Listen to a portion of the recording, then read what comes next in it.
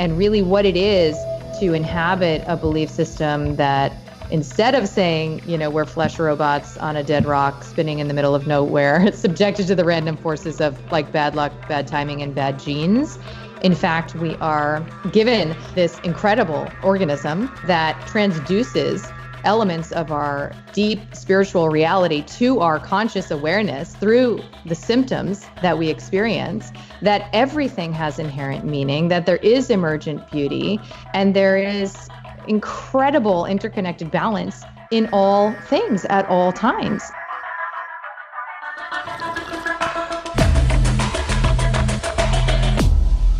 Bulletproof Radio, a state of high performance. You're listening to Bulletproof Radio with Dave Asprey. Today's cool fact of the day is about cats. Why? Because studies show that anything having to do with cats gets more clicks on the internet, and really all that matters at the end of the day is clicks. Actually, none of that's true, except for the fact that the cool fact of the day is about cats. And it's interesting because it's about attachment styles, and cats, apparently, according to new research, have attachment styles that mirror people's attachment style. So cats form these weird, deep, secure bonds with their only slightly psychopathic owners, researchers say. Now, sorry, I'm a dog person. No offense there. I like cats too. Anyway, attachment theory was developed back in the 50s. That would be 70 years ago. So if you're going to live to maybe 180 like me, imagine 70 years from now what we'll know. Anyway, so it was developed in the 50s, and it suggests early in life, people form one of four styles of attachment. There's secure attachment, insecure, called ambivalent, avoidant, or disorganized. And all the bad dates you've been on were one of those three at the end. And now there's a new study that finds out cats are the same way, which makes so much sense. And for those people who think cats don't care about us, it turns out 64% of cats are secure attached, 30% are ambivalent, and the rest are mostly avoidant. And this explains so much about cats and about cat people. I'm just saying here. And it's funny, those percentages actually mirror attachment styles in human infants and other animals, including dogs and monkeys, according to Oregon State University. And apparently they think cats have greater flexibility and depth of social relationships than we used to think, just because some cats are jerks. Not all cats are jerks is the moral of this cool fact of the day. Now, you're like, okay, Dave's totally going to talk about cats. It's going to be a veterinarian on today. But you know that's not true because I have someone infinitely cool than a veterinarian. We're talking about someone who's a women's holistic health psychiatrist and doesn't use drugs as a psychiatrist. Board certified in psychiatry, psychosomatic medicine, integrative holistic medicine, and looking at root cause resolution approaches to psychiatric syndromes and symptoms. So basically, I think you could say hacking crazy people, although I'm sure I just pissed her off when I said that. Kelly Brogan, or say Dr. Kelly Brogan, author of a brand new book called Own Yourself. Welcome to the show. Pleasure to be here. Thank you. Have you ever heard anyone mix like the cat lady syndrome with hacking crazy people in the same introduction to you? I'm not often left speechless, but you might have achieved that just now. It's like, I got nothing here. To be fair, I am drinking my third shot of espresso for the day, made with He's under the influence. Bulletproof clean coffee beans, you know it. But yeah, I'm just on a roll today. And because I'm working on the book launch for Superhuman, my anti-aging book, which came out just about 3 weeks after your new book, Own Yourself, which is doing really well. I'm in book launch mode. This is my fourth podcast interview of the day, and I'm just all over the coffee. So, guys, time is looping, and you're not sure if you already said something or you're about to say it. It's like this. I've been there. I was looking at you on Skype, strange dimension. Your face was morphing into a cat. I'm like, no, I'm in that Twilight Zone series. That didn't really happen either. I'm just making up stuff. But I do want to talk about owning yourself because, look, there's a lot of people who are coaches, and I love coaching. In fact, I started a coaching program, Human Potential Institute, with Bulletproof and Dr. Mark Atkinson that's going strong. And one of the things we teach our coaches is like, you're not a therapist. My wife's an MD, a drug and alcohol addiction emergency medicine, and she had to do advanced therapist training, but she's also not a therapist because there's another year of training that goes into that. And there's psychologists, and then there's psychiatrists, which are sort of the prescription pad heavy duty version of that. And you are the heaviest of the heavy duties in terms of that hierarchy I just described. Yeah, very much so. In fact, I was about, the fifth decade into the effort on the part of the Guild of Psychiatry to legitimize itself as an actual medical specialty through the adoption of psychotropic medications. That's one perspective on how it is that psychopharmaceuticals got such a foothold, is because psychiatrists fundamentally we have like an identity crisis. We're not sure if we're really doctors. We don't examine patients often. We don't need to do blood tests much of the time. And the nature of our diagnostics are so subjective, that there really is no associated biological, sort of testing or rigor, validated approach. So we are very vulnerable to, I think, the reductionist aspects of conventional medical thinking, looking at the body as machine, that kind of a thing. But I was a huge believer, so much so that I specialized in prescribing to pregnant and breastfeeding women, actually. So you were basically working for the dark side, weren't you? Very much. It's still in me, so watch out. It's still in me. I am not your father. That was my worst Harry Darth Vader voice. Harry Potter and Voldemort. There you go. In fact, knowing what I know, having written a book on holistic fertility and all that, it's not that there isn't a place for prescription drugs in certain cases of life-saving things around pregnancy, but generally speaking, I would say steer away from those if you can, because they're unknown and unintended side effects versus things like food, where we kind of know what most of it does. But even then, green tea, it turns out, depletes folic acid if you drink too much of it. And we say, oh, drink green tea instead of coffee. So there's stuff we don't know, but at least foods are generally safer. So the holistic approach seems like a good first line. Where did you get that mindset? So you did this for a lot of your career, and you've changed your mindset. Where did it come from that made you believe that we're meat robots, essentially? I think that I am a product of our dominant culture, that I ultimately, had a childhood that gave me a sense that there is a certain kind of character that if I could adopt that to as close to perfection as possible, I could finally achieve a sense of belonging, love, acceptance, and safety. And I think that so many of us were raised with the experience of conditional love, because our parents were raised with conditional love, that we very easily fell into this programming that control is a means to security, right? And ultimately a means to accessing love. And of course, that's the ever receding oasis on the horizon. We never actually get there. And that's how and why, you can end up having all of the accolades, all of the achievements, the best-selling books, and check off all the boxes. And somehow still, often in your 30s, get to this place where you're like, why do I feel like everything I've been doing just isn't working? And I have this sense of hollowness, like I feel like I'm wearing a mask. I feel like there are whole parts of me that if anybody ever saw them, they would run the other direction, and I don't even want to look at them. Right. So this mindset lends itself to mastery, achievement, productivity, but in this kind of desperate grab for something. It's like, licking an ice cream cone when what you're really thirsty is for water. It'll do something for you, but it won't get you to that primary need. And I got really far on that program. When I was in MIT for college, I worked a suicide hotline. It was mentored by psychiatrists, and a lot of what we did was help get people into the mental health center at MIT and get them access to medications. And I thought, okay, we've cracked the code of human behavior. We know how to ease suffering. We just need to get people more access to medication. And that seemed like the best way I could help people. But I wouldn't even go so far as to say I don't recommend medications. I'm a big believer in informed consent. And I developed an appreciation for informed consent when I was prescribing to pregnant women. It's just that I was only ever exposed to a keyhole of the science, at that stage in my training, because it's the nature of the system. It's not something that the conventional system ever stated it would provide, which is tools for wellness and healing.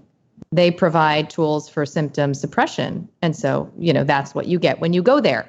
But if you want the full picture, if you really want informed consent, we're in a position to inform ourselves, obviously, which is why we have conversations like this. I love your description of what happens in your 30s to a lot of people.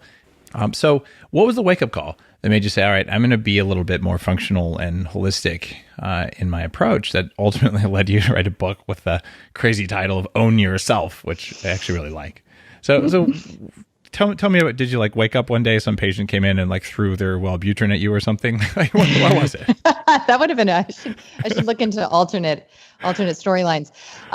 It was the rumbling of my soul, right? So it was during my fellowship. I was, like I said, specialized in prescribing to pregnant women. So I was writing this woman a prescription for Zoloft. I myself was also pregnant at that time. So it's like this empathic bridge, right? And I had this feeling, this intuition sort of rise to the surface that I wouldn't want to take that medication that I was prescribing this woman that I cared about who's in my office, that I wouldn't do it. I don't care if there's 25,000 cases in the medical literature substantiating the relative safety of this medication. I wouldn't want to take it. So I just kind of ignored that because it was inconvenient. And it wasn't until I was 9 months postpartum on a routine physical, I was diagnosed with Hashimoto's thyroiditis. Mm-hmm. And that same feeling, that same voice came through again and said, you're not going to take a prescription for the rest of your life. You better find the escape hatch, right? And so I knew I could have written my own prescription.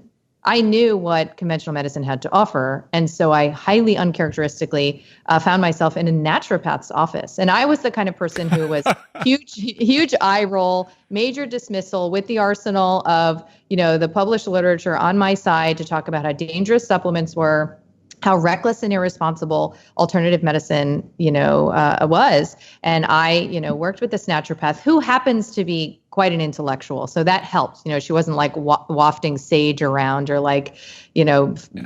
dropping feathers on the floor. A good naturopath should be able to school you if you want to say, that stuff doesn't work. And you're like, oh, yeah? Exactly. All right. Okay, good. Yeah, so you found a good one. Okay. I did. And I needed that bridge of science because of my native skepticism.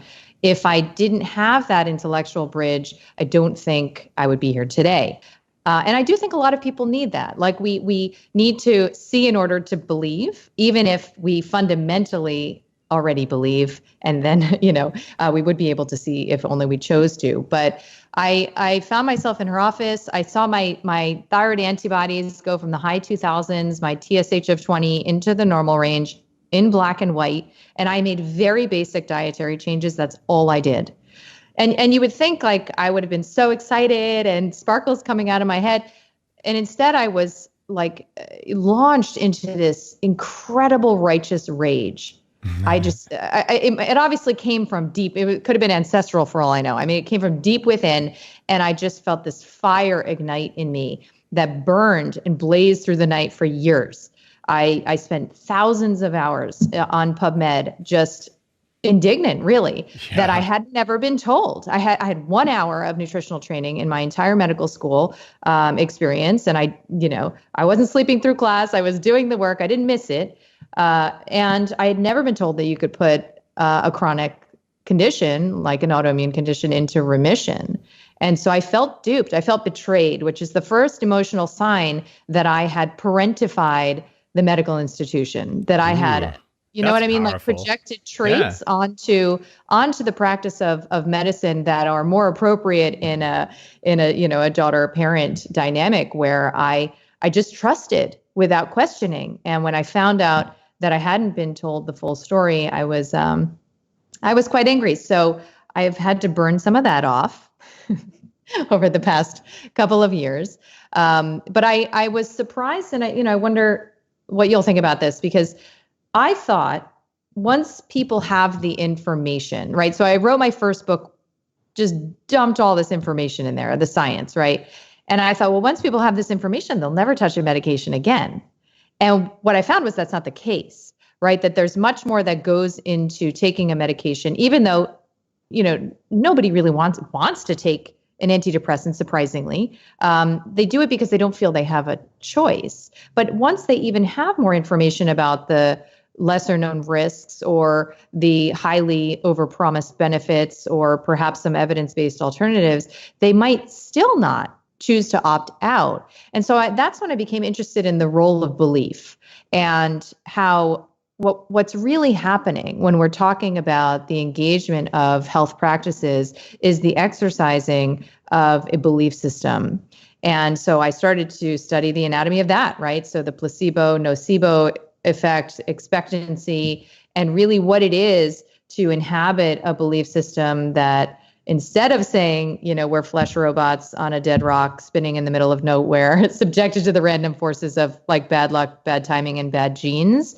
In fact, we are given this incredible organism, that transduces elements of our, deep spiritual reality to our conscious awareness through the symptoms that we experience, that everything has inherent meaning, that there is emergent beauty, and there is like incredible interconnected balance in all things at all times. That's another option, right? So I found that there's science for both, right? There's science for both. So which one feels better? Because YOLO, right? Choose what feels better and begin to create a safe incubator for that belief to grow. How long did it take you to get over your sense of righteous rage? I'm not sure I'm totally over it yet. I haven't. This has been a lot of the nature of my spiritual work, and honestly, because I don't know how many folks listening are going to be affronted by references to reincarnation or past. You should affront the hell out of people who have problems with being affronted because it's good for their personal growth. So if you're listening and you're affronted, the unsubscribe button's over there, and you can either listen and learn or you can get the hell out. And I'm okay either way. I'll still love you. I'm the kind of person who affronts just by waking up in the morning. I was going to say, you already mentioned soul, which pretty much I think they'd pull your medical license for talking about souls. And now you're talking about reincarnation. And by the way, guys, I know I never did go to Tibet and learn meditation from the masters or do ayahuasca with shamans. So there's no such thing as reincarnation. You can just be safe in your little shell. Don't even worry. Okay, keep going, Kelly. Nothing to see here. So I've been told like many times actually by different clairvoyants that I have many past lives as a warrior, right? And that I came in with a lot of those gifts, if you will.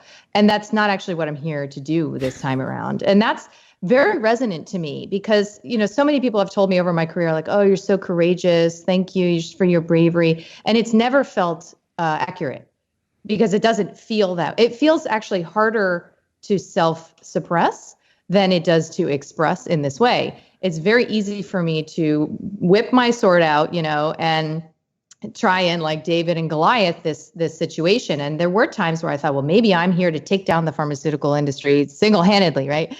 And I understand, of course, now I'm several years in understanding that that's actually not only not what is representative of my healing path personally, but it's actually not the way that I'm going to serve humanity either. So only someone who's been a warrior and is willing to fight, who is a licensed psychiatrist, would talk about seeing a clairvoyant in past lives. So like that takes serious balls. Can I just say that? It's and somebody said to me, so if your current self met your past self from like 10 years ago at a bar, would they even talk? Like, no, definitely not. Definitely not. I've had a micro reincarnation in this lifetime. But no, I mean, it's been the nature of my work to see that as long as I fight the system, I am perpetuating the war. It makes it stronger. You got to show people how to do it better. So we have some commonalities there, There's great pleasure in breaking big, dumb, evil things. But maybe you can evolve them instead of breaking them. I'm begrudgingly working on the same thing. Or maybe I just focus on actually myself. Like maybe I just focus on the chopping wood and carrying water of being the healthiest version of Kelly Brogan that I can every single day, which by the way is a full-time job. And the rest will organically emerge or become obvious or apparent, the way in which I can serve best. And so I've really in the past couple of years focused my advocacy on making sure that, I can put a microphone and a video camera on these recovery stories that defy the dogma of the conventional system. They're not supposed to exist. These outliers, these spontaneous remissions, these remission cases that shouldn't be possible according to everything that I've learned. And they are possible. They're living and breathing evidence. And if I can showcase those, then people can know what is possible so that they can make a more informed decision, right? Because if you're diagnosed with Graves' disease, for example, and you don't know that it's possible to put that into lasting remission, then you might opt to have your thyroid surgically removed. You might weigh the risks and benefits as told to you by your doctor, and you might make that choice. But if you know that it's possible, even if it just happened one time, and we just published the first case I've ever found of lifestyle-based remission of Graves' disease in a peer-reviewed published paper. And now many people hopefully will know it's possible so that they can make the choice. They might still opt for surgery, but that's where informed consent comes in. It's almost like crowdsourcing the information that you're not going to potentially get at your doctor's office. I really like the way you're thinking about that. And you're talking about your personal evolution. You sort of have an unfair advantage because you've studied therapy and you've studied psychology and you studied psychiatry as just part of your medical training. So you can see the layers of things in other people that you're treating for sure. And someone walks in like, oh, this person has PTSD or this person has not enough acetylcholine or whatever else. And you've kind of got that laser vision. When you hold it up to a mirror, though, does it work? Is it easier for you to have self-awareness with all of your training than a muggle? I have to say I've been the toughest nut to crack because most of the people that I've worked with, either directly as patients or through my online program, they're shadow material, if you will. The secrets that they're hiding from themselves are often like their light parts, right? Are often the fact that they are like bold and intelligent and capable and strong and all of these things that they don't identify with. They identify with the bad object, so to speak, in psychological terms, and they project the good object outside. So they see all the people with their wonderful lives who are having these amazing experiences, but they're full of the badness, right? I have had something of the opposite experience where my shadow material, the sort of small man behind the curtain, like pulling all the strings, was so invisible to me that I literally didn't know it was there. And it includes my fears. I've spent many years of my adult life totally unaware that I had any fears. Like, what are your fears?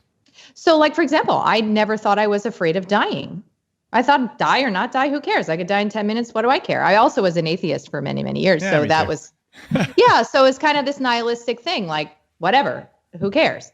I never felt afraid of embarrassment. I never felt afraid of loss. I didn't feel afraid of, big industries coming after. I just didn't have access to that. And today, after developing intimacy with these parts of me, the lazy part, the manipulative part, the liar, the cheater, we all have all of these. We all have all of them. It's part of the kaleidoscope of, the human. So if we all have all of them, you're going to be hiding some aspects from yourself so that you can develop familiarity and a sense of control over the curated aspect of you that you're presenting to the world. Right. And so as I've developed familiarity with my shadow realm, I've found tremendous amounts of pain there, and that I just wasn't aware of because my defenses are that effective. I've noticed coming up through engineering in Silicon Valley, the more hyper rational people are. By the way, computer science kind of guy here, from a family of PhD engineering types. The more rational you are, the more defended and less attention you've paid to any of those other sides of yourself. So if you believe you have no soul, you believe that emotions don't matter because there's no reason to have an emotion, therefore I don't have an emotion, sort of thing. That the harder it is, like the more pain there is. Is that that's just my observation because I came up in the tribe of the engineer. Is that a true statement for non-engineers, or is that just more for something that I observed because of my environment? I think there's a lot of accuracy to that. The intellectual defensive structure, there's all sorts of different defenses, right? Avoidance, self-recrimination. I mean, mine is when I feel threatened. Okay, so here, how do I know when I am afraid, right? How do I know when I'm afraid of rejection or abandonment or betrayal or experiencing pain? The signature for me is that I get a little tightness in my chest. I get like a hot flash up the back of my head. And then I feel this urgency to communicate my point by text or email. I don't want to say it. I want it so you can't respond, right? Right, exactly. So it's not by phone conversation. It's not meeting up at a cafe. It might be by voice note. And that's because when I am afraid, my defensive structure comes online and my powers of rhetoric are sharpened. My intellect is more available to me. And in this way, I feel no feelings, none. I feel no feelings. So I can, deliver my point and then I can walk away and, go to dinner with a friend. In fact, I would feel relieved probably. And no fear, no sadness, no shame, no, nothing. And that's the mark of an effective defense. When you start to recognize that signature, and it normally has a sense of urgency around it, and again, avoidance is another signature one for a lot of people, like, I got to get out of here. When it has an urgency around it, that's like a little tap on your shoulder to say like, stuff in there, right? There's like unmetabolized pain in there, and you can choose to check it out and learn about it or not, but know that it is running the show. Know that it is the reason that you are responding the way you're responding and why you can't access the equanimity of a pause, perhaps, or, this kind of more adult dispassion around the outcome of whatever the situation might be. And obviously this comes up a lot in romantic relationships when we feel like we are right about what we're saying. And that's the signature of pain. And again, it's optional to explore that. But when you do, you begin to understand how to no longer live. It's like a whack-a-mole, right, game where you're just like constantly shoving it down from one place. It's popping up in another, all over your relationships and all over your dynamics at work. And it's exhausting. And then you never really get to feel authentically whole. You never get to feel like, you know what, this person knows my whole situation and they still love me.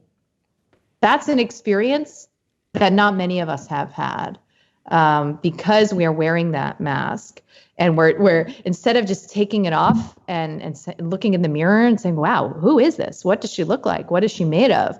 We're just strapping it on tighter and tighter and tighter. And we're self-medicating, either through actual medications, or alcohol or workaholism. That was a huge one and has been for me, a huge one, or sex or whatever it is. We're trying to meet these primary needs in these secondary ways, and it never quite feels right. So you're saying my problem with coffee is a problem? There's childhood trauma beneath that. All right. I actually really resonate with what you're saying. And if you're one of the people listening who's the highly rational skeptic types, I'm with you. And my knowledge here, and the reason I'm telling you this is, Kelly, I want you to shoot holes in what I'm saying. If it's worthy of having holes shot in it, is that you have a rational part of your brain and it's useful. You have at the same time an irrational part of your brain that's also useful, and they coexist and they don't always agree, but neither one is superior to the other. That took me a long time to understand, because if you're a truth table philosopher or computer scientist, it's a 0 or a 1, and you can't be both a 0 and a 1. But your consciousness seems to be both. Accurate, not accurate? There is an order of recruitment. Okay, yeah, talk about that. Of those parts of the brain, and I don't love being like super reductionist about like, the reptilian part and the midbrain, However, we know behaviorally in our bodies what it feels like to not have access to our rational executive functioning. And we know what it feels like when that comes back online. And when it's not available, we look a lot like, most of us, like little kids who need it our way, right? And are having some version of a tantrum. The reason that I have achieved what I have in my lifetime is because my version of a tantrum is something that society values, right? So like, oh my God, that's a great quote. Okay. That kills me. All right, keep going. It's true. So as I was saying, like my defensive structure, my version of a tantrum is to become even more articulate, if you will, and to have more access to my intellect through the fear vector, right? But for most people, it's like they can't think straight. They start, sort of saying things they're going to regret. We know what it feels like in our bodies when that part of our brain is being recruited in an order of primacy. And then we know what it feels like to shift into our cool and to begin to inhabit the other's experience. Because when we are in our animal brain, we are incapable of inhabiting another's experience effectively, such that there's only one reality. Now, you may be interested in perspectives that suggest, well, actually, there are relative realities and there are multiple, versions of every experience, right, or not. But all you have to do is think about like 5 people witnessing a car accident to know there's going to be 5 different stories of what happened. And that is the nature of our day-to-day lived experience. So the more you can get into another's perspective and hold what I call maybe mind, right? So hold your version of reality, your story about it with some lightness and with room for the possibility that there might be an entirely different version of the story. Because that's what I found to be the most powerfully operative in the realm of, physical illness, encounters with the medical system and diagnostic labels and associated medications is we can either tell, this story that something is wrong with you, you're sick, you're fundamentally broken, and you're destined to be a patient for life, and see how that feels, right? See if you can ever fully shift out of fight or flight when you're living in that, paradigm. Or we can tell a totally different story that may also be true, maybe more true, maybe less true for you, which is that, these symptoms are a meaningful expression, an invitation to balance and to understand something about yourself and the way in which your body expresses, these needs. And that it was never a reflection of something being wrong with you. And in fact, that's the feedback I get is that, from many of the people I've worked with or encountered, I amazingly was one of the first to ever tell them that nothing was wrong with them. And that's all that it took for them to start this healing journey that ultimately led in shedding a diagnosis and shedding seemingly, decades of medication or potentially a lifetime orientation towards a system that they would be dependent on. What do you recommend that people throughout the world, when you're dealing with a critic who's either a science troll or just a hater, for lack of a better word, what is the inner dialogue trick?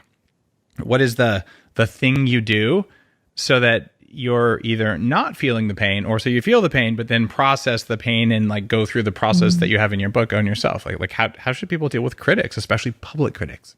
Bless them. Oh, bless them. Here's why. There are a couple of different reasons. One, and an important reason is, I have had much experience with trolls, and actually I've so much so that I've been able to observe over time how their tactics have changed. Isn't it cool? Okay, tell me. Yeah. Because, the biggest troll wave I dealt with was in 2016, and it was actually based on, or the sort of trigger for it or whatever, was a home birth article that I wrote. Brother, high five. I delivered both my own kids. You're so right. Okay, so keep going.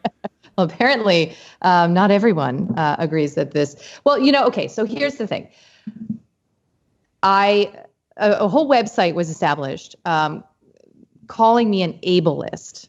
You would be accused of the same label, so you should know that this could happen to you as well, Dave. Well, at least you're a canist. This was a biblical quote, right?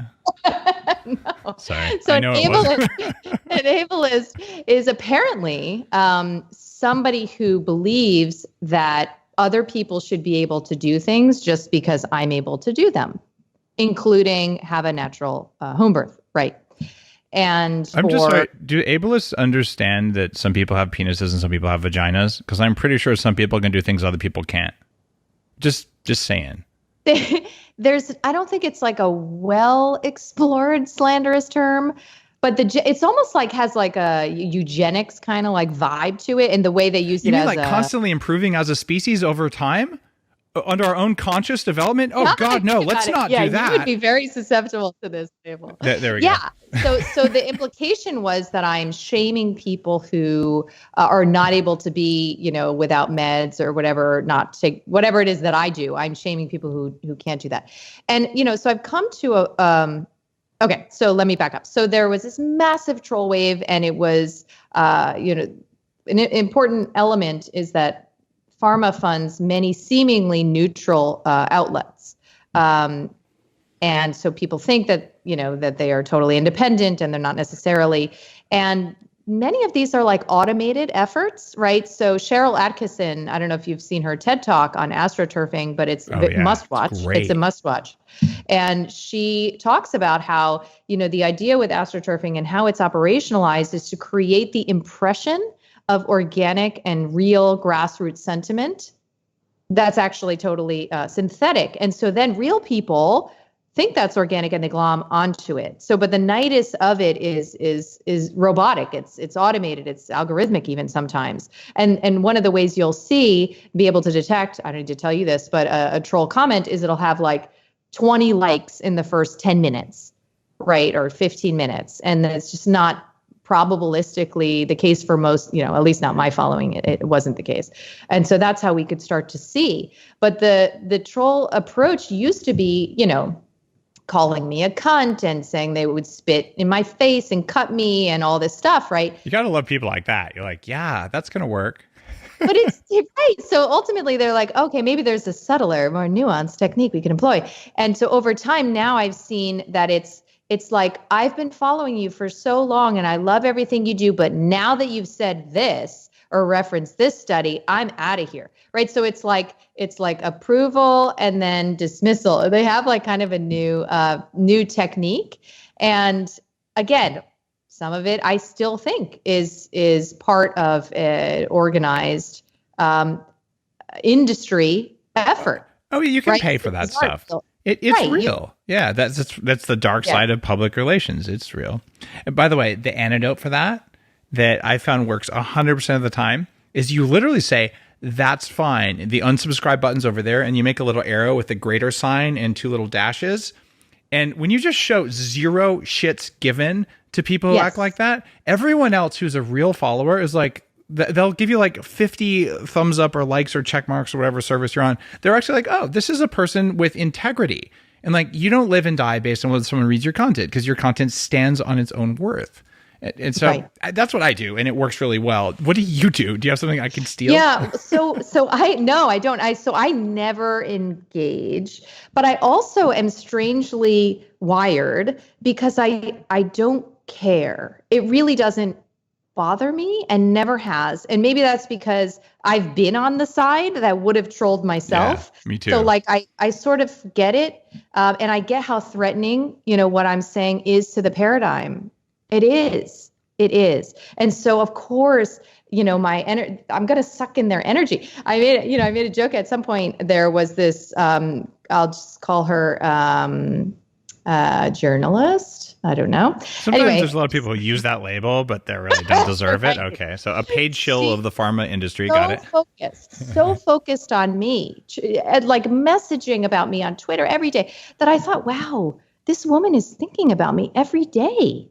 We have like this very intimate relationship. Like, what is this about? This is so strange, right? It's like a really deep connection, because there is a connection in that kind of engagement. And so when you engage in response, then you're saying, I consent to this relationship, right? And if you set a boundary the way you have, or you just don't engage, then you're saying, no, I don't consent to this relationship. You can continue to put energy towards it, but I'm not going to, I'm not going to reciprocate. And for the most part, it's a very important skill, I think, to cultivate for all of us as adults, to understand how we can let people be who the hell they are. This has taken me a very, very, very long time, and I don't pretend to have expertise in it yet, but it is something that I have now established as like a core value, that I believe everyone should have the liberty to be who they are and not need to be a certain way in order for me to feel okay. And I'm not going to be a certain way in order for them to feel okay. And we'll all just sort of work towards that in our separate realities, living out our own level of consciousness.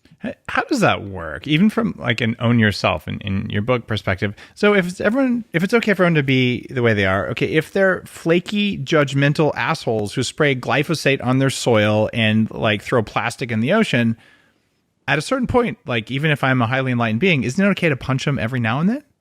Okay, that was a joke. But in all seriousness, like isn't there a limit to this? We have billions of people on the planet. Like, how does that work? Yeah, I know. I'm talking mostly on an emotional level. Okay.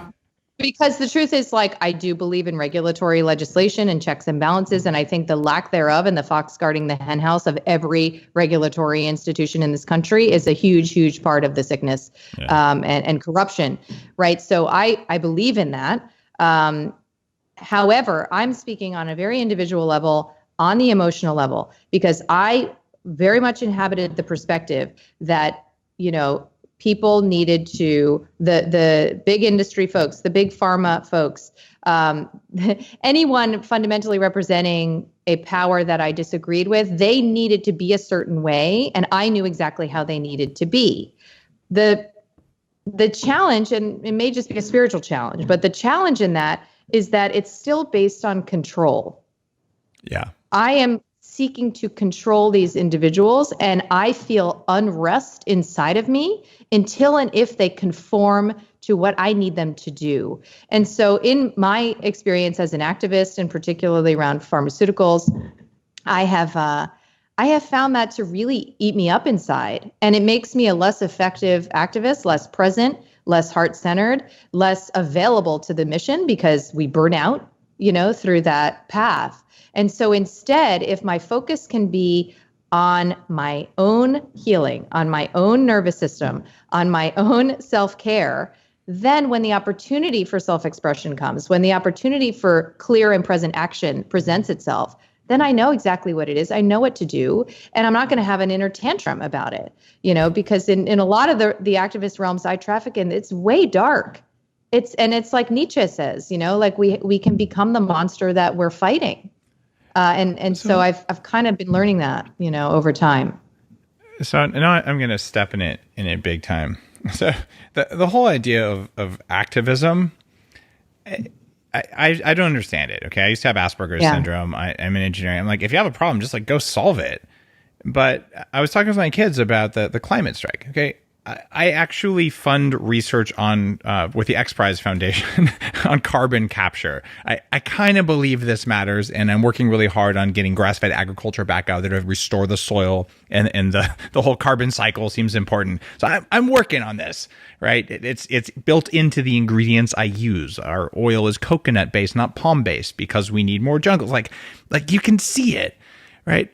But I'm talking with my kids, and a bunch of kids, took a Friday off of school to go raise climate awareness. So my kids, they all had their parents drive them somewhere to go stand around and protest something. And then they all got in cars powered by fossil fuels and drove home, right? Like, what did they accomplish? And my daughter said, well, they're saying that they're raising awareness. And I go, and what was the outcome of raising awareness? Right? And nobody knows, but from where I sit as someone who's like, I'll roll up my sleeves and solve the damn problem, right? How do you, and this is going to be a real tough question, I think, but how do you think about the emotional, spiritual, logical side of being an activist for the things you believe in, like home birth, like replacing drugs with lifestyle and things like that? What's the role of activism versus actual action? And is there a difference? Yeah, I think, I love this question. I think that authenticity has become the most powerful form of social currency, and that we are so sensitive to inauthenticity that we are no longer going to get away with telling the world how it should be without actually practicing and living that, right? So my greatest credential is not anything on the wall behind me, right? My greatest credential is that I live this life. I have a pharma-free household. I am dedicated to not reflexively reacting fearfully to my symptoms. I meditate every day. I eat organic food. I do coffee enemas. I live this life.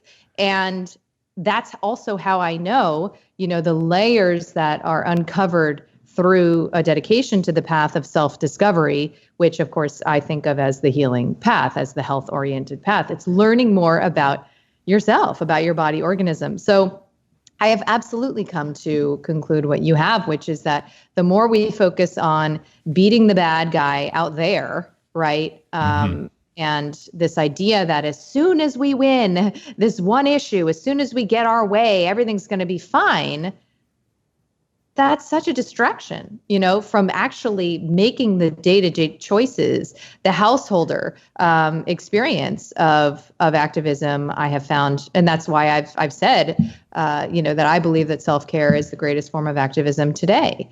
Because if you don't know, if you're not choosing the coconut oil, then you don't know what it is to have an experience of making a different choice that you want the world to also make. And I think that level of authenticity transmits to people, and we can kind of smell it otherwise, and we feel manipulated and controlled, or like somebody's telling us what to do, even if we happen to agree with it. It's not inspirational.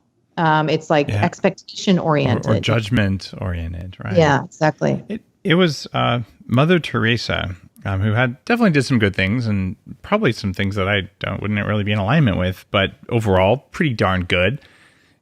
She had a quote that I really love. Someone asked her, said, "Will you come to our rally against the war?" And she said, "No." And they're like, "What do you mean?" She said, "I'll come to a rally for peace, but I won't come to a rally against the war." And for her, it was like, it doesn't work that way. And what I've learned in the neuroscience side of what I do with 40 years of Zen and meditation and all is that it seems like our nervous system, our emotions, it doesn't understand the word not very well. It doesn't understand negatives. So when you have the "don't be evil," which our friends at Google was their slogan, all your emotions and spiritual side here is be evil, because it doesn't understand the negative. Yes. So when you're protesting against the war, you're supporting the war. When you protest for peace, you're supporting peace. And so when someone says, "I'm going to go to a rally for climate awareness," I'm like, I'm aware of the climate because I'm breathing. Thank you very much. Like, what are you going to do? Right? So, if you're going to go to a rally to clean up the oceans, I'm like, hallelujah, you go do that. But if you're going to go there to like tell me what to think, it's like, how about you pound sand? Because I already kind of know what to think. Right? Whether you're in a rally for something I believe or don't, I don't care. Like, stop rallying, start doing. And I don't know, I might get a lot of hate mail for that, but whatever. No, I've had a lived experience of exactly what you're describing. Like, I fought the system when I learned everything, that I hadn't been taught in medical school. I went out there to fight. And I found there was very limited yield to that. And also I was miserable. Yeah. Right. Well, there's that too. Yeah. It really makes you feel empty to do that. Yeah. And my poor kids. And then when I shifted, instead of giving my energy to fighting what, exists, as Bucky Fuller says, like, you can't fight the existing system, you create one that makes it obsolete. So I focused my energy on the creative, right? I focused on channeling my efforts towards celebrating these healing stories, right? Yeah. Of people who had recidivistic schizophrenia now in remission, of bipolar disorder with multiple suicide attempts now in remission, of lupus and Graves' disease and migraines and one after another. And I had this whole team of clinical volunteers, to write these up, because it brings me joy, because I literally weep with joy about it. And so if that's how I am engaging in activism, not only is it, again, focusing on the creation of what's possible and fostering that, but it also creates an experience in me that's better for everyone in my life, not to mention my daily experience. How does this tie into something that's in your new book? You talk about the teleologic perspective and epigenetics. What's the connection here, if there is one? Yeah. So when I first began to learn about epigenetics, which really had not a whisper of mention in my, the timing was such that in my medical training, so this was all kind of self-taught, I guess. I remember thinking, okay, So if we can modify gene expression through environmental inputs in practically real time, then why haven't we adapted to perchlorate from the dry cleaner and glyphosate and all of these, 100,000 plus unstudied industrial chemicals and GMOs and whatever, 5G networks and Wi-Fi? Why haven't we adapted to that? The human body is extraordinarily resilient, always seeking homeostasis. What's the deal? And I came to what I guess, is again, this quasi mystical perspective, but it could also just be framed as teleologic or purpose oriented, which is that we're not meant to, right? We're not meant to, that there is a kind of meta homeostasis. There's a meta balance of all living beings, and non-living contributors, agents, and forces on this planet and then systems beyond, that requires that we conform to a certain kind of expression. And you could call what's happening now evolutionary mismatch, right? That we've wandered off the path of what we are destined, how we are destined to express. And the symptoms that we are experiencing, inflammation driven, are a call back to that path for a reason, because we are meant to, move our bodies and be out in the sunlight and sleep in a certain way and experience certain types of stress and not experience others. We're meant to experience pleasure and sensuality. We're meant to feel joy. We're meant to eat actual food so that we can have that informational dynamic with the natural world. And we're meant to really limit, if not eliminate, our exposures to these synthetic, chemicals and toxicants, because they themselves are a symptom of our disconnect with the planet and our hubris, right? So how is it that all of this is kind of meant to bring us back into our optimal orientation towards the whole? And so I don't know, I've kind of come to see that we're in an ordered universe, and that there is a reason for our struggles. And that's what's also led me to label the people who get captured by the psychiatric system as the canaries in the coal mine. I've come to see them as those who are the most exquisitely sensitive to the things that are actually wrong, and so they express that sensitivity through symptoms, whether it's mood, behavior, or cognition, often physical as well. And we tell them something's wrong with you, but, in fact, it's something very, very wrong with most of the systems that they're living in. And that's one of the challenges of psychiatry, is that it refuses to acknowledge that anything is wrong on the planet today. That is so enlightening. And I look at my own path of just thinking, maybe given that food doesn't have an impact on how we feel, and it's all just a question of willpower and logic, I'm having these experiences where my brain doesn't work and all these things. It's just effort based, and that's just like not a rational, real picture of reality. And then I read this book, and I wish I could remember its name, and you may recognize it. It was one of the very first people who studied environmental illness, and he had people who thought they were Jesus, people with serious schizophrenia. And he would put them in a clean room and have them fast and whatever for 10 days. And magically, they're perfectly fine. And then he'd expose them to secondhand smoke. And then they're Jesus again. And he's like, it's reliable. I pull it away. I put it back. It's like, I can't tell you why this is going on. I can just tell you this is an input to the system. And they're actually not crazy. They're responding to their environment. And I was like, mind blown. The environment around you might control how you act. Who would have thought? That's the definition of biohacking in a nutshell right there. Do you know what that book was? Does that sound familiar to you?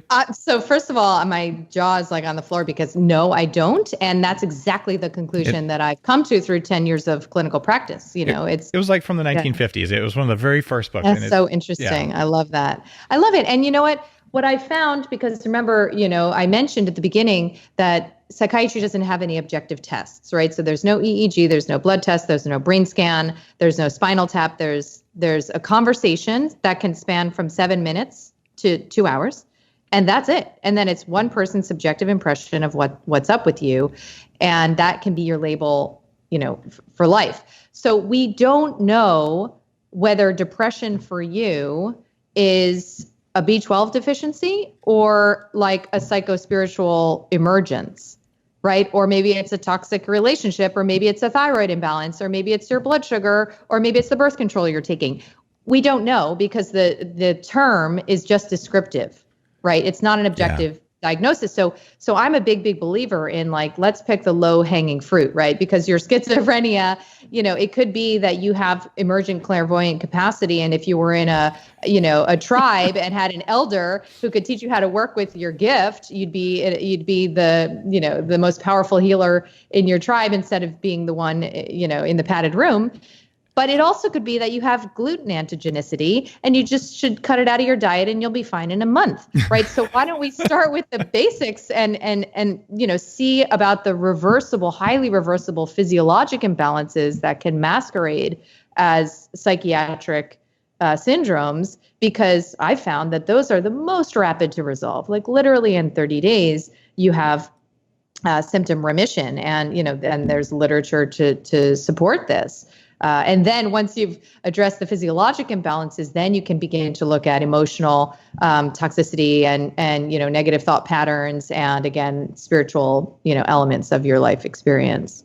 So that's the second time you talked about emerging clairvoyance and things like that, which I'm just completely tickled by, because I know people who just know stuff they're not supposed to know. I'm not saying why or why not, and there's all sorts of different explanations, but I'll just say the world's way more complex. And when you dig into the altered states of neuroscience, measurable states, inducible states, you're like, wow, there's some people with some seriously X-Men level skills out there cognitively, and it's just hard to predict who they are and whether they know they have it, whether they have control of it, and whether they're crazy, and people who think they have it and don't. And it's just such a messy, unstudied world out there that is rapidly becoming visible because of the miracle of big data. You're like, oh, it turns out we can see patterns that we couldn't see in people before. So I'm kind of excited that some of what you're talking about there is going to come out.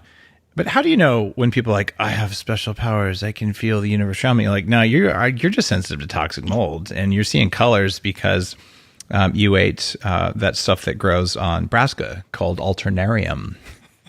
And there you go. But how do people know? Like, are you feeling an emotion, or are you just feeling like the lead you ate in your turmeric? Well, I think that's why we have to begin there.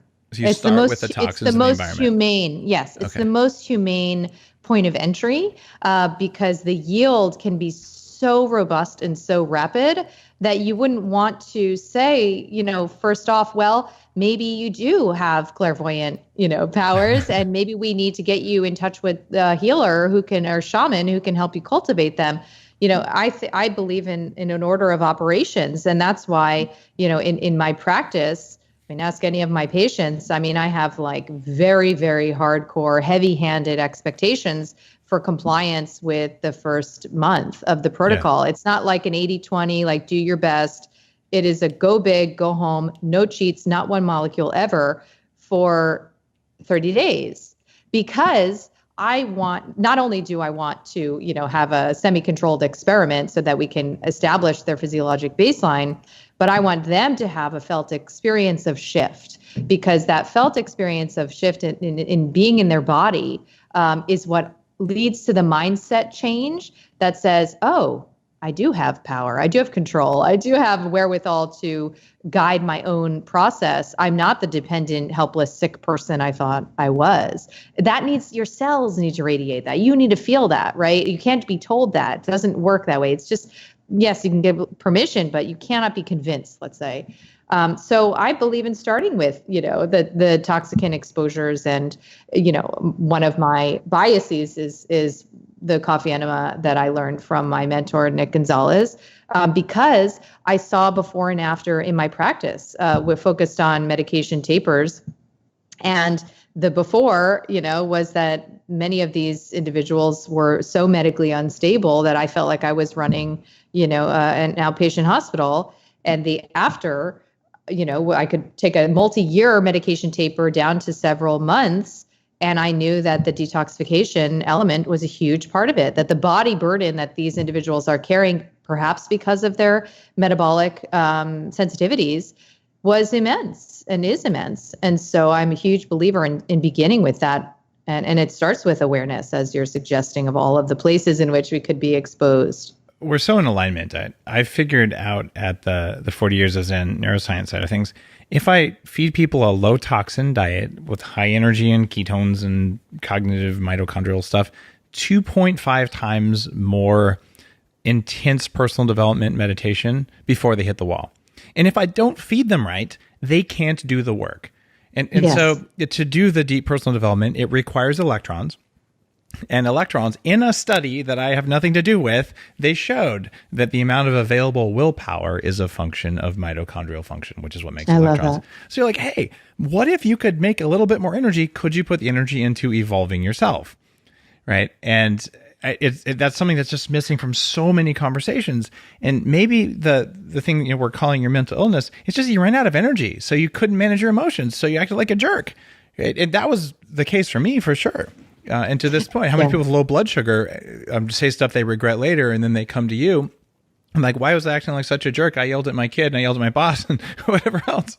Totally. That's why I call it like sending a signal of safety, right? Because if we can entrain the autonomic nervous system toward balance, which happens through these physical practices, right? It happens through diet. It happens through resolving blood sugar imbalance, taking out antigenic foods, inflammatory foods. It happens through detoxification. That's just on the physical level. Your nervous system is now co-conspiring with you towards equanimity, right? So now not only is your psychology more freed up because you're not in that reflexive fear, fight, flight, freeze, appease. The list gets longer, like all the time. I'm studying this phenomenon, but no longer are you in that reactive zone of just the same pattern over and over again. But now you have that like witness consciousness available to you. And it sounds so spiritual, but it's actually, there's a neurologic signature to that, right? So that is not available to you. We're talking about the different parts of the brain when you're in that survival mode. And that can be driven by beliefs, of course, and thought patterns, but it can also be driven physiologically, right? And with toxicant burden and inflammatory imbalances. So yeah, you front load with this strong physical foundation of physiologic strength, and then you free up all this energy, exactly as you said, for you to begin to interact with your life differently. All right, that is awesome. Now, what if you stack that with just a little acid? So funny you should ask. So it's interesting because it's probably part of my kind of somewhat rigid thought process and my desire to organize things mentally that I do believe still in this order of operations, right? Okay. So I have a chapter on psychedelics in Own Yourself, and it's largely just a compendium of some of the most interesting science I've found. And then it's a good chapter. It's worth buying the book just for that chapter, by the way. Thank you. If someone listening is interested in that, yeah. Yeah, and there's a remarkable story from the trenches of one of my former patients who, made it so far through our work together off multiple medications after 25 years, but she had one of the most severe trauma histories I'd ever encountered. Wow. And, she had worked with different healers and therapy, and, it wasn't until she interacted with plant medicine that she had this experience she wrote about. I mean, it's literally one of the most beautiful things I've ever read, of just profound resolution and transformation of the pain that she was carrying. And interestingly, the self-blame that she was carrying, right? Which is an underbelly to a lot of, sort of sexual abuse dynamics. But, what I found is that to navigate in the realms of most psychedelics, particularly, ayahuasca, and actually it could be any. Okay. You really benefit the most if you can maintain a kind of conscious awareness throughout the experience. And that's what the shamans who are guiding have, right? They can participate to an extent, but they have mastery, right? They stay present and they don't get swept up into the story of what's happening and leave the present reality. They are navigating multiple dimensions at once, if you will, right? Mm-hmm. And so, again, like we were saying, that witness consciousness is that observing eye is not going to be available to you if your nervous system is like a hot mess and your gut is inflamed and your brain is damaged, right? So if you can engage this order of operation, so none of the patients I've ever worked with in 10 years through medication taper and healing have ever done psychedelics while I've known them. And that's a pretty interesting, that I've known of, but I think they were. And I think it's because intuitively we all kind of had the sense like, yeah, this could be a very powerful thing for you, but maybe at a certain point, right? At a certain point where your physiologic foundation is strong, you've begun to really cultivate that witness consciousness through meditation, and you can go into this self-exploration, right? And navigating this inner terrain with a sense of mastery, so you can come out and integrate that. Because so many people who have, negative experiences with psychedelics, they get blasted into this other realm, then they're blasted back, and they don't have any idea how to show up to work on Monday, right? So there's no through line, there's no thread that takes them from the before to the during to the after. And if we're going to work with it as a healing technology, I think that's pretty essential. I look at the universe of things that makes you see pretty colors and probably a lot more. And there's plant medicines, and I've seen all sorts of visions of things that may or may not be past lives or altered states or maybe just dreams, who knows. I've seen some pretty heavy-duty healing, profound stuff with holotropic breathing, both with Stan Groff, the guy who invented it, along with his wife, or with other healers. And I've also seen some really heavy-duty stuff just in altered states using neurofeedback, where there is no plant medicine. You're never doing altered breathing, but just like you showed your brain what it could do, and you went there, and you're going, oh my God, what language am I speaking, kind of things. Yes. So is there like an order of operations, an order of superiority, an order of things to try? Should people learn pranayama? Should they try holotropic breathing? Should they do EMDR before they do plant medicines? Or is there, how do we, if someone's listening to this, like, I want to expand, I know I'm going to have to fix my food and remove my toxins. They're clear on that. What's next? Is it just like talk to a talk therapist? Like just give me the order of things that you would think the average person goes through. Yeah. So I do think that therapy, like classical counseling, kind of a therapy. Get rid of toxins, eat right, do therapy. First three in order. I am a huge advocate for family therapy, actually. Okay, love it. If it's relevant, if your family is living and, whatever, if it's relevant, because I find that most of us have some truths to share, with our family of origin that we would never have the courage to do alone. And that a skilled family therapist can create the container for that. And there's really no substitute for it. And again, this isn't relevant for every single person, but for many of us, it's very powerful. So I think that that's the first time on the show to say, okay, that's the first thing you should do. And what a great idea. Okay. I think it's important. And I'm not a huge advocate for like sitting on a couch and yapping about your life, but I think family therapy is very powerful. I think there are many trauma-based practices. You mentioned EMDR that are important to engage up front. Why? Because we're looking to turn on your vagal nerve, right? We're looking to shift you into autonomic balance before you start to engage the bigger guns of accessing, the divine through mystical technologies.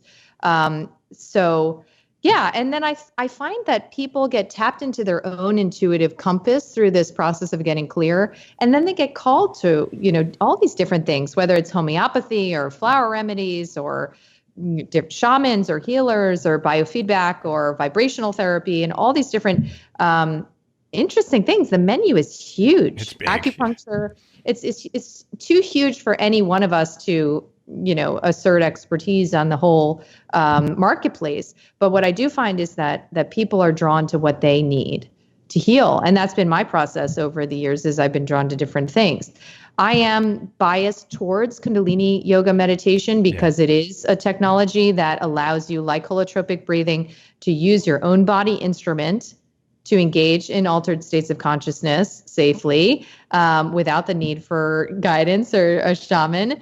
And where you begin to understand, oh, my mind tells me a lot of stuff that may or may not actually be accurate, right? Like Cool. if you're holding your arms up for 31 minutes and breathing, doing breath of fire, your mind is going to say, your arms are going to fall off. You're going to hurt yourself. You need to put them down. You have a lot of stuff to do. This is ridiculous. Like, stop. And then if you just let it kind of do its thing, eventually it'll go quiet. And there's kind of this whiteout that comes into the consciousness where you break through this liminal layer and you're like, oh, wow, my mind got quiet, right? But it can take, for some of us, that kind of an exercise. It's almost like an endurance exercise, because I don't know, my mind doesn't get quiet if I sit down for 5 minutes. Like it takes time, and it apparently takes some of these ancient practices, whether pranayama or otherwise, to get me there. And so I'm a huge believer in accessing that in the comfort of your own home.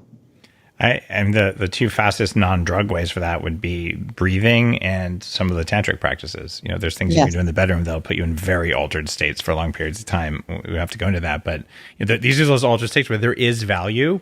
Whereas when I was a pure engineering guy, I was like, these are just recreational states, and like there's something else going on there. Right. I have one final question for you, which is, I'm actually fascinated to hear what your answer is going to be. I just came out with Superhuman. This is my, yes. I'm going to live to at least 180, at least if I want to. And here's how I'm going to do it, the whole anti-aging side of things.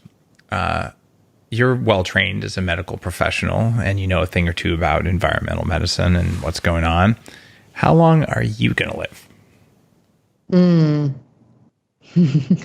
How long do I want to live? That's the real question. I have, as a part of my process, had to surrender a sense of certainty around anything and everything, right? So if I were to say I was going to live to a certain age, then the implication would be that I know that that's what's best for me. And my life has taken so many unexpected turns, not the least of which was, falling madly in love with my current partner when I was happily married, and, taking me down this rabbit hole of personal development and exploration and self-discovery, that it really taught me, personal crisis, if you will. It's like a training camp in, you actually don't know what's best for you. And so chop wood, carry water, take care of yourself, get clear, and then show up every day with fresh eyes, right? So that's kind of my approach at this point, because I don't know if it's best for me, for those who love me, for me to stick around forever, or for me to take off at a certain moment. And if I pretended to know, then I would probably be exercising some of my old tactics of know-it-allism, which is something I've had to go to rehab for many times. But I would love to access, I have a spiritual teacher, Joseph Aldo, who told me, he literally looks like he's, 32, and he's like well into his late 50s, I think. And he told me, he said, I just decided not to believe in aging.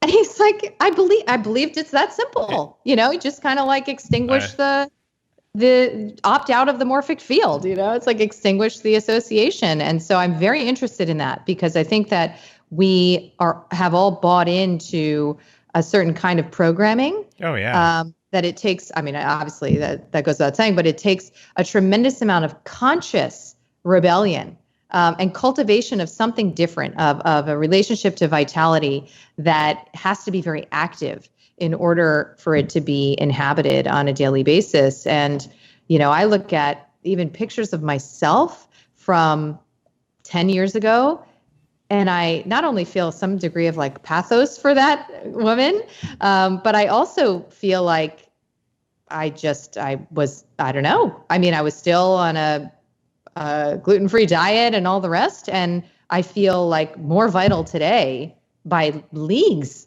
than I did 10 years ago. And I'm sure you would agree. And there are many of us who feel that way. So what are we tapping into? What's that about? I think that's so exciting and so fascinating. The aging backwards thing while dodging the question in the most elegant way. Nicely played, Kelly Brogan, MD. See, so I did there. Laughing makes you younger. So that I just took another 2 years off your life right there. I mean, You're welcome. Added 2 years to your life. That's what I meant to say. And just in that morphogenic field thing, I just told people I celebrated my 25% birthday when I turned 46.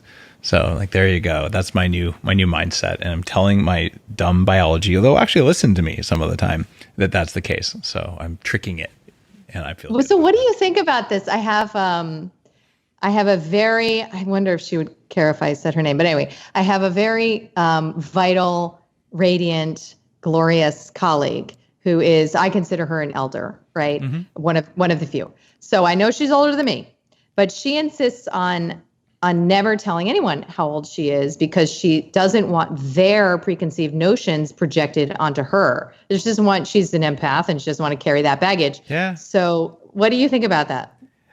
I think that there's some merit to that, but if she's an elder and she's doing her work, okay, now we're going to get super out there, but like your own body's energy field ought to be able to develop enough resilience to not give two shits about small-minded thinkers who think you're going to be old and disabled. Right. Yeah, then again, if what she's doing is working, who am I to criticize that? Right. I think though, if you're going to be out there and you're saying I am vibrant and my eyes glow, and I can show up and I'm 85 years old and I am an elder and I'm here to serve. I want a world full of people like that. That's why I wrote an anti-aging book. Like we need people like that. Yeah. We're like, dude, I'm barely even started and I'm 85. And when you see that, I love it. And you're 20 years old, you're like, oh my God, like I want to be like that when I'm old because I can't even tell that person's old. Man, that's like going back to that whole activism thing. I'm going to protest against aging, or I'm just going to go out there and age less and like show people. So that would be my mindset there, and do my best to age backwards and just show people it can be done. And given the shitty beginning I had epigenetically and health wise and being old when I was young, like if I could do that and like have several companies and do all the stuff I do at my age with kids and a wife and all that, like seriously, I had a worse start than anyone listening probably. So like you could do better. That's all I want to say. Yeah, no, I love that. That makes a ton of sense to me. Well, Kelly, your book is totally worth reading on multiple different levels. So you're listening to Bulletproof Radio. You clearly know kind of the way I think. You'll just find Own Yourself has that nice mix of the emotional, psychological, spiritual, and the physical, and sort of how it all comes together. So go to kellybroganmd.com /own yourself, I think is probably the right URL for that, or just go to wherever you like to buy books. Own Yourself is easy to remember. You might have heard me say multiple times while building the field of biohacking, own your own biology is a key part of the languaging that I use, and owning yourself is so much in alignment with that. So check it out. And as you know, gratitude makes you younger, more attractive, richer, happier, and everything else. And the way you express gratitude that is most effective for you is to leave a book review for authors. So if you like Own Yourself, go to Amazon and be like, hey, it was worth my time to read this. I give it X number of stars and whatever. And that is there's a highly ethical thing to do, just like tipping your Uber driver. So do that. And authors, all of us, me included, appreciate that. And it actually makes a difference in the world. Yeah. Word of mouth. It's the most powerful media we have. So thank you. And while you're listening to this, if you feel tempted to troll someone, we just totally laid you out like a butterfly pinned to a wax board here, you trolls. Like, we've got your number. And if you do it, we are going to hack you emotionally, psychologically, physically. Did I say emotionally? And all sorts of other nefarious, dark ways. And you're going to wake up with deep, dark nightmares. And you're going to have to use psychedelics to fix it. So wouldn't it be easier if you just had something nice? I'm just saying here. I mean, no threat implied or intended. I hope you enjoyed this episode.